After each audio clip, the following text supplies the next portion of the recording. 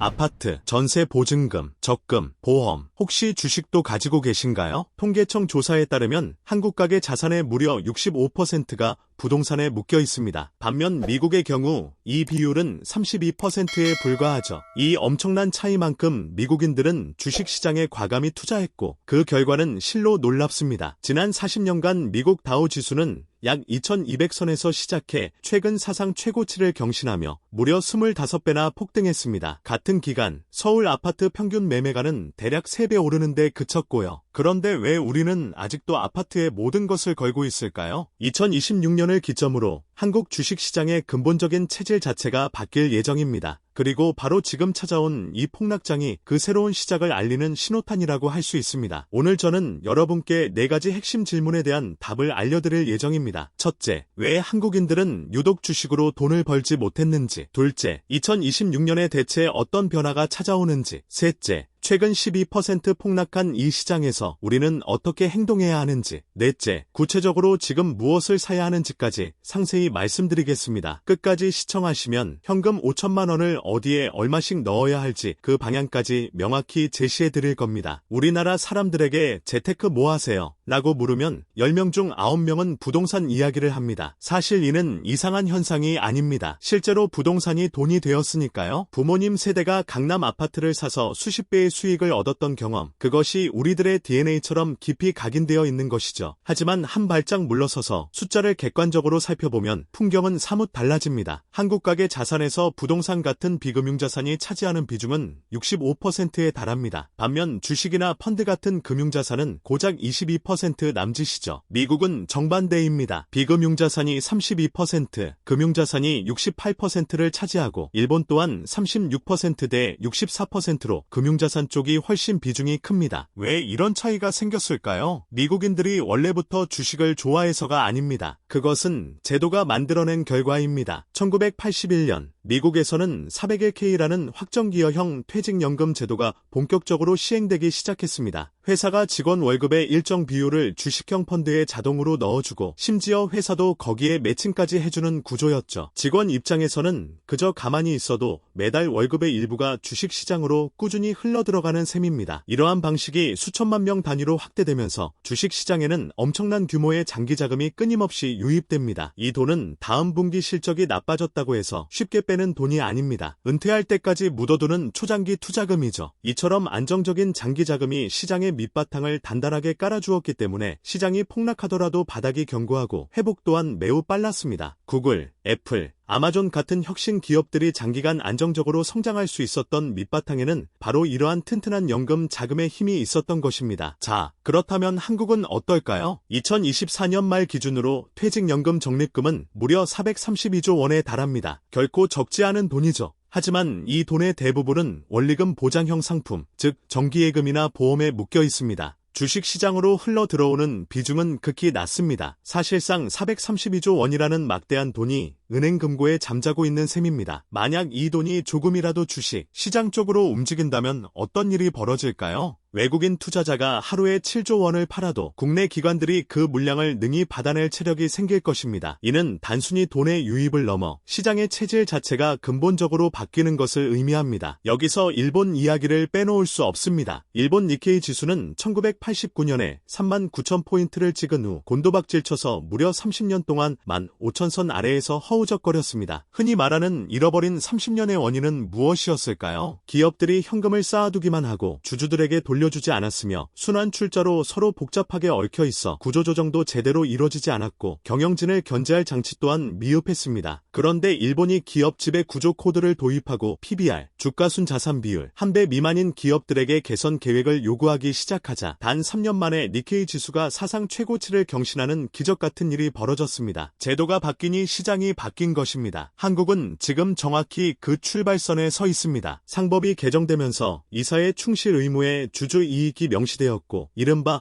밸류업 프로그램을 통해 자사주 매입과 배당 확대를 선언하는 기업들이 속속 등장하고 있습니다. 코스피는 올해 초 2,500대에서 출발하여 2월 27일에는 2,700대까지 상승세를 보였습니다. 이는 역대 최고치이며 연초 대비 50% 이상 폭등한 수치입니다. 이러한 변화는 단순한 우연이 아니라 시장의 구조 자체가 바뀌기 시작한 명확한 결과라고 할 수 있습니다. 그런데 바로 이 시점에 코스피가 이틀 만에 19% 폭락하는 충격적인 일이 벌어졌습니다. 급락세를 보였고 삼성전자는 마이너스 22%, 현대차는 마이너스 28%라는 믿기지 않는 하락률을 기록했습니다. 과연 이것이 끝일까요? 아니면 새로운 시작의 서막일까요? 이 질문에 답하기 위해서는 먼저 이번 폭락이 왜 일어났는지를 정확히 분석해 보아야 합니다. 3월 3일과 4일 이틀간 코스피가 큰 폭으로 급락한 직접적인 원인은 바로 중동 리스크였습니다. 미국과 이스라엘이 이란을 공습했고 이란이 호르무즈 해협 봉쇄 가능성을 시사하면서 국제 유가가 폭등했습니다. 브렌트유는 배럴당 112달러까지 치솟았죠. 전 세계 원유 수송량의 20%가 통과하는 이 핵심 길목이 막힐 수 있다는 공포가 시장을 덮쳤던 것입니다. 여기서 중요한 점은 이번 위기가 과연 어떤 종류의 위기냐 하는 것입니다. 역대 한국 증시의 주요 폭락 사태를 세 가지 유형으로 나누어 살펴볼 수 있습니다. 첫 번째는 1997년 외환 위기입니다. 당시 코스피는 고점 대비 무려 64%나 폭락했습니다. 이는 한국 경제의 뼈대 자체가 무너진 상황이었습니다. 기업들이 달러 빚을 갚을 수 없었고 은행들이 연쇄 도산했으며 결국 나라가 IMF에 손을 벌려야만 했습니다. 경제의 펀더멘털이 완전히 부서진 진정한 실물 위기였죠. 두 번째는 2008년 글로벌 금융위기입니다. 이때 코스피는 마이너스 50%를 기록했습니다. 이는 미국발 금융 시스템 리스크가 전 세계로 전염된 케이스입니다. 리먼 브라더스가 파산하고 신용시장이 얼어붙으면서 멀쩡한 기업들까지 자금줄이 끊겨 버리는 상황이 발생했습니다. 세 번째는 2020년 코로나 팬데믹입니다. 코스피는 마이너스 35%를 보였습니다. 이는 바이러스라는 전례 없는 변수에 대한 순수한 공포 그 자체였습니다. 경제 활동이 실제로 멈춘 기간이 있었지만 기업의 본질적인 경쟁력 자체가 훼손된 것은 아니었기에 시장의 반등 또한 매우 빨랐습니다. 자, 그렇다면 올해 3월에 발생한 이번 사태는 어떤 유형일까요? 한국 기업들의 재무제표를 펼쳐보세요. 스케하이닉스의 2025년 연간 영업이익 전망치는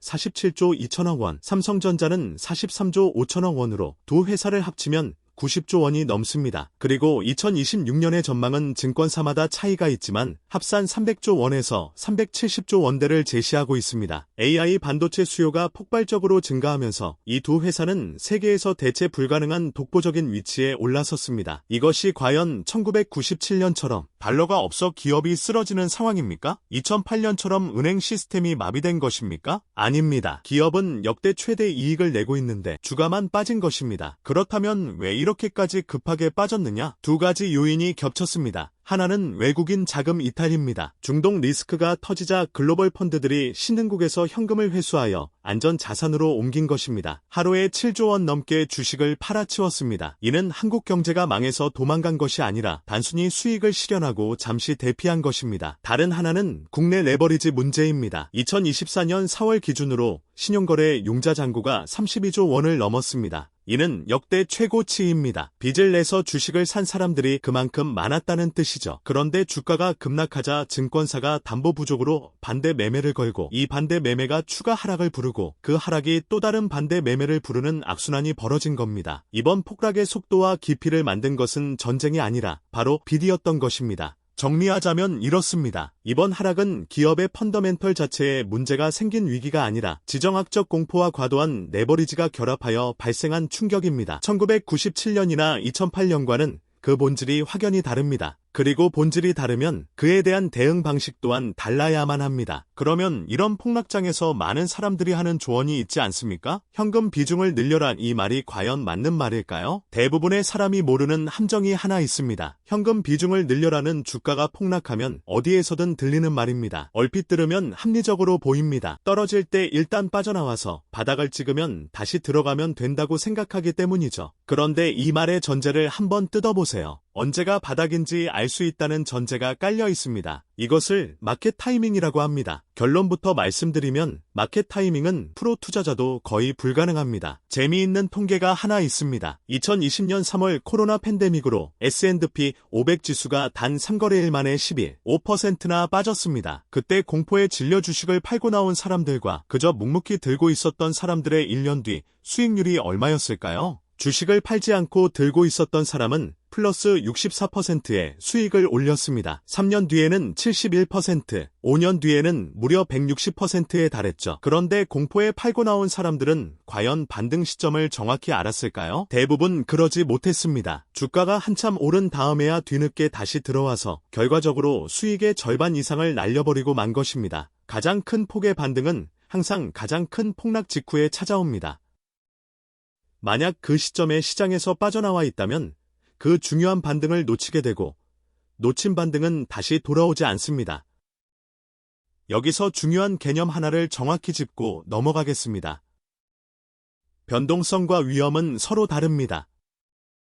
많은 분들이 이 둘을 같은 것이라고 착각합니다. 주가가 10% 빠지면 곧바로 위험하다고 말하죠. 하지만 변동성은 단순히 가격이 위아래로 출렁이는 현상일 뿐입니다. 주식시장은 원래부터 출렁이도록 설계된 곳입니다. 반면에 위험은 무엇일까요?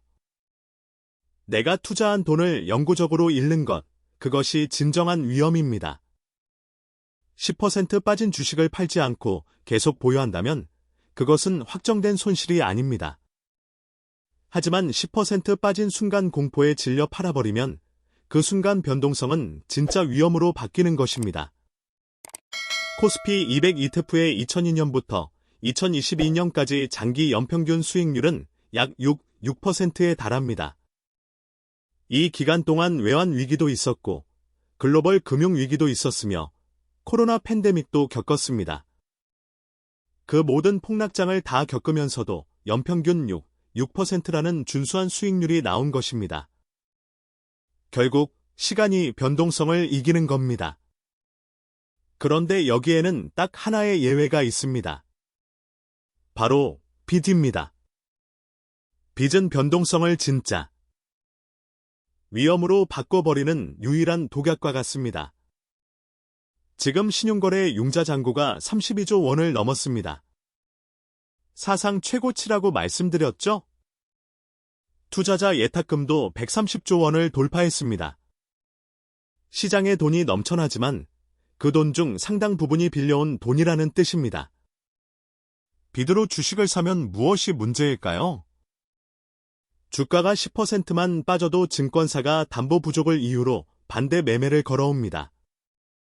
내가 팔고 싶지 않아도 강제로 팔려버리는 것입니다. 앞에서 말씀드렸잖아요. 변동성을 견디면 이기는 게 주식시장이라고요. 그런데 빚을 쓰면 그 변동성을 견딜 수가 없습니다. 변동성을 견딜 수 있는 시간 자체를 빼앗기는 겁니다. 최근 3월 3일과 4일 이틀간 코스피가 급락했던 당시 그 하락폭을 더욱 키운 것이 바로 이 레버리지에 의한 반대 매매의 연쇄적인 폭탄이었다는 점을 명심해야 합니다. 그래서 원칙을 단 하나만 기억하시면 됩니다. 절대 빚내서 투자하지 마세요. 주식 비중이 30%든 50%든 70%든 그 비율은 각자의 상황에 따라 현명하게 정하면 됩니다.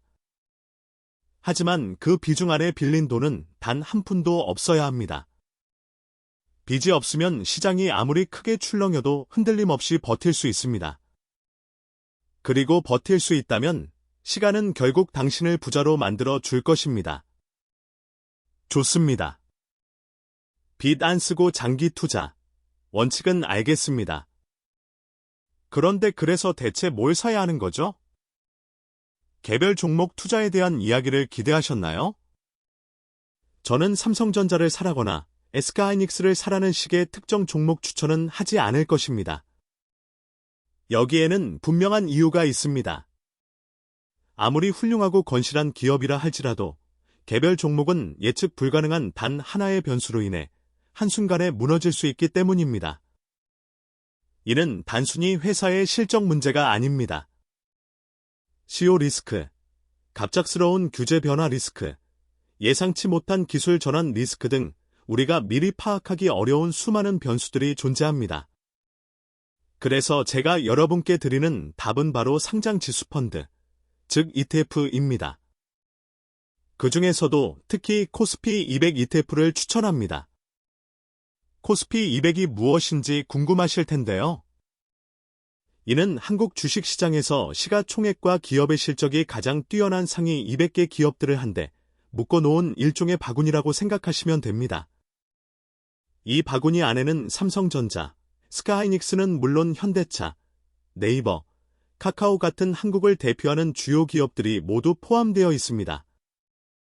여기서 핵심은 이 200개 기업의 구성이 고정되어 있지 않다는 점입니다.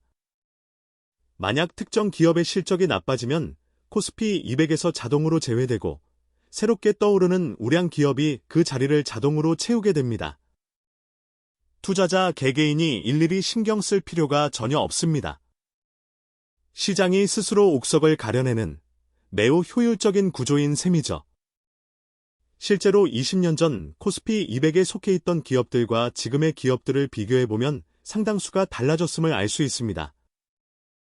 이는 약한 회사는 자연스럽게 빠지고 더 잘나가는 회사들이 유입되었기 때문에 지수 자체가 장기적으로 우상향할 수밖에 없는 근본적인 이유가 됩니다. 그렇다면 구체적으로 5천만 원의 투자 자금이 있다고 가정해 봅시다. 이 자금을 어떻게 배분하는 것이 좋을까요?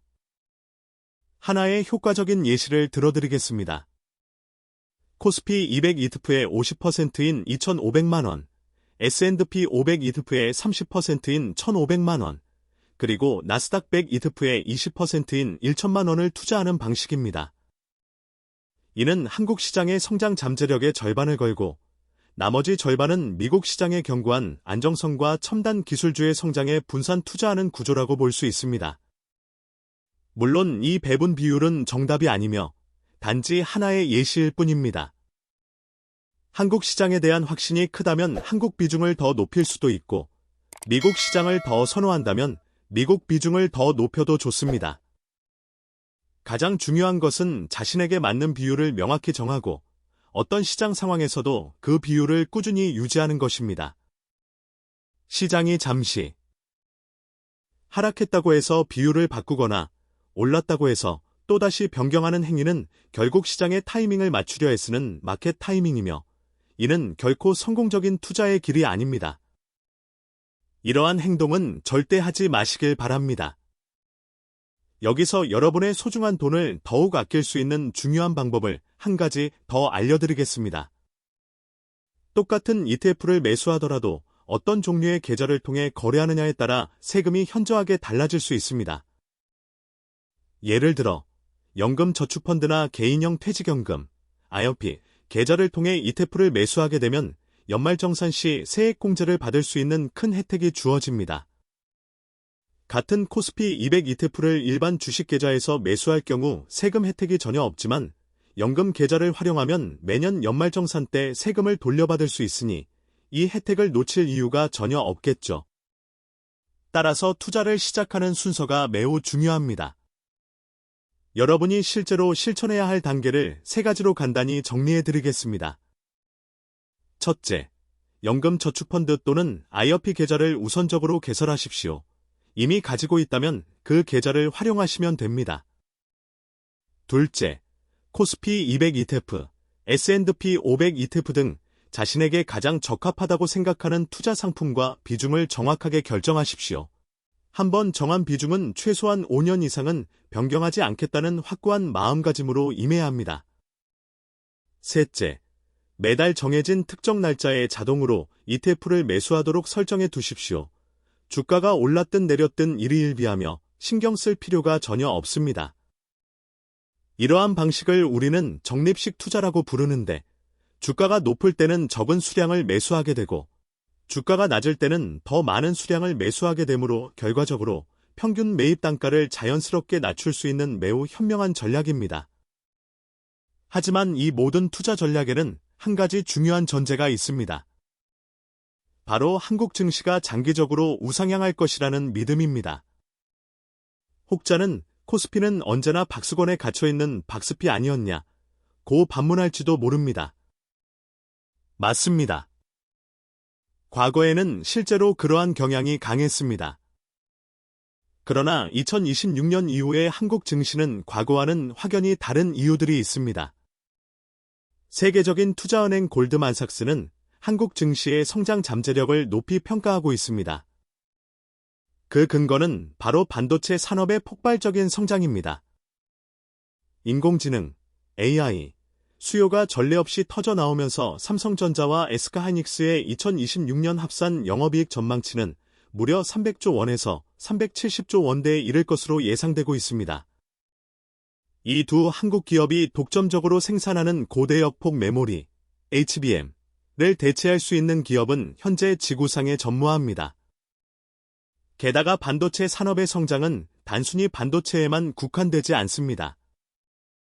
AI가 사회 전반으로 확산되면 에너지, 로봇, 자율주행, 통신 등 거의 모든 산업 분야의 생산성이 비약적으로 향상될 것입니다. 그리고 한국은 바로 이러한 글로벌 공급망의 핵심에 자리 잡고 있다는 것이죠. 물론 한국 증시가 풀어야 할 숙제들도 분명히 존재합니다. 과도한 상속세 부담이 대주주들의 주가 상승 의지를 꺾고 있다는 지적도 있고, 노동시장의 유연성 부족 문제나 금융교육의 미흡함 등은 여전히 개선해야 할 과제입니다. 그러나 긍정적인 변화의 조짐도 뚜렷합니다. 상법 개정을 통해 주주 이익 보호가 법적으로 명시되었고, 정부의 밸류업 프로그램을 통해 많은 기업들이 스스로 체질을 개선하고 주주 친화적인 정책을 도입하기 시작했습니다. 일본이 이러한 변화를 이루는 데 약 10년이라는 시간이 걸렸지만 한국은 이미 일본의 성공 사례를 참고하여 시작했기 때문에 훨씬 더 빠른 속도로 변화를 이끌어낼 수 있을 것으로 기대됩니다. 이러한 이유들로 저는 한국 증시의 장기적인 우상향 전제가 충분히 신뢰할 만하다고 판단합니다. 과거 한국 증시가 박스피에 머물러야 했던 이유들이 하나씩 사라지고 있기 때문입니다. 이 영상의 서두에서 여러분께 질문을 드렸습니다. 왜 한국인들은 주식으로 돈을 벌지 못했을까? 이제 그 답이 명확하게 보이시죠? 우리 국민 자산의 무려 65%를 부동산에 묶어두는 고착화된 습관, 주식은 단순히 사고 파는 것이라는 단기적인 시각, 그리고 빚을 내서 한 번에 큰 돈을 벌려 하는 투기적인 문화. 이 세 가지가 복합적으로 작용하면서 한국 개인 투자자들의 주식 수익률이 그동안 처참할 수밖에 없었던 것입니다. 하지만 2026년을 기점으로 상황은 극적으로 변할 것입니다. 상법이 개정되면서 기업들이 이제는 주주의 이익을 우선시하는 방향으로 움직이기 시작했고, 무려 432조 원에 달하는 퇴직연금 자금이 적극적으로 시장에 유입될 준비를 하고 있으며, 전 세계는 이제 한국의 반도체 없이는 인공지능을 구동할 수 없는 시대에 접어들었습니다.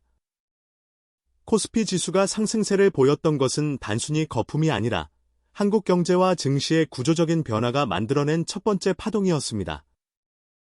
그리고 3월 4일 코스피가 12% 폭락했던 사건은 그 거대한 파동 위에 일시적으로 튀어오른 물보라에 불과합니다. 파도가 한번 튀어올랐다고 해서 바다가 전부 마르는 것은 아닌 것처럼 말입니다. 역사는 반복적으로 우리에게 단 하나의 교훈을 보여줍니다. 1997년 외환위기 때 공포에 질리지 않고 주식을 매수한 사람들은 이후 코스피가 크게 상승하는 시대를 맞이했습니다.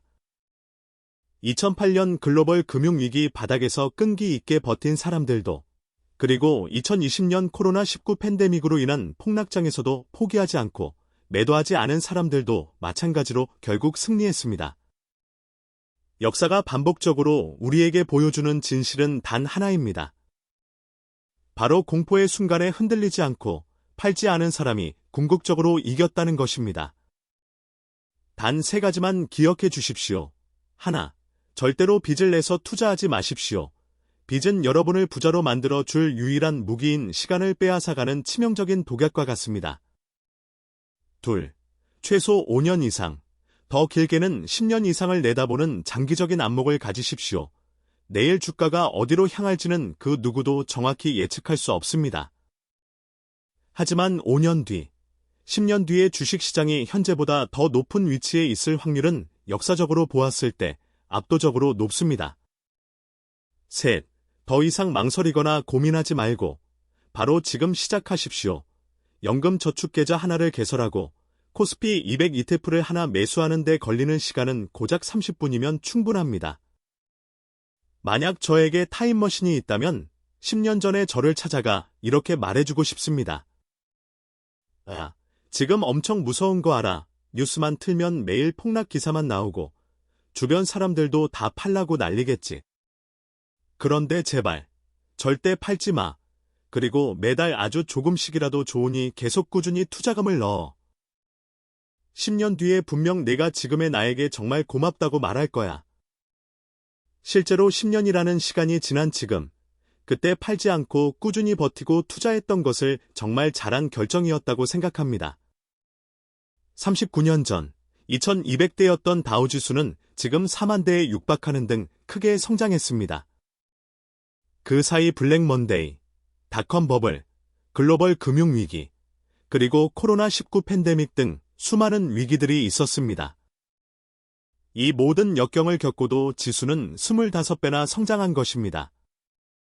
그때마다 사람들은 한결같이 말했습니다. 이번엔 다르다. 이번이 진짜 끝이다. 하지만 다르지 않았습니다. 그리고 끝도 아니었습니다. 자, 이제 여러분께 다시 묻겠습니다. 10년 뒤에 당신이 지금의 당신에게 단 한마디를 할 수 있다면 과연 어떤 말을 해줄 것 같으신가요? 아마 같은 말이 아닐까요? 제발, 그때 시작해라. 그 시작이 바로 오늘이 되기를 진심으로 바랍니다. 여러분, 오늘 우리가 함께 살펴본 경제의 흐름 속에서 가장 중요한 교훈은 바로 시간과 원칙입니다. 주식시장은 원래 끊임없이 출렁이는 곳입니다. 하지만 그 변동성을 두려워하여 빚을 내어 무리하게 투자하거나 섣부르게 시장의 타이밍을 맞추려 한다면 결코 부자가 될 수 없습니다. 1997년의 외환위기, 2008년의 금융위기, 그리고 최근의 폭락장까지 역사는 언제나 우리에게 똑같은 진실을 말해주고 있습니다. 공포에 질려 도망치지 않고 빚 없이 좋은 자산을 꾸준히 모아가는 사람만이 결국 최후의 승리자가 된다는 사실입니다. 특히 2026년을 기점으로 한국 주식시장의 체질이 근본적으로 변화하고 있는 지금, 우리는 더 이상 과거의 투기적인 방식에 머물러서는 안 됩니다.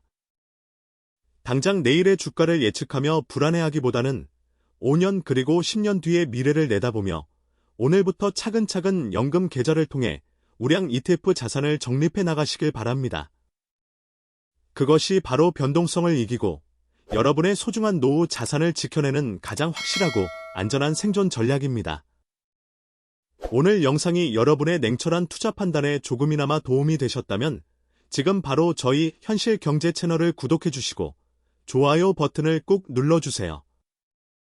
또한 여러분의 성공적인 투자를 돕기 위해 꼼꼼하게 준비된 현실 경제 채널의 다른 유익한 영상들도 꼭 함께 시청해 보시기를 적극 권장해 드립니다. 앞으로도 여러분의 자산을 든든하게 지키고 불려나갈 수 있는 가장 날카롭고 현실적인 경제 분석으로 다시 찾아오겠습니다. 끝까지 시청해 주셔서 진심으로 감사합니다.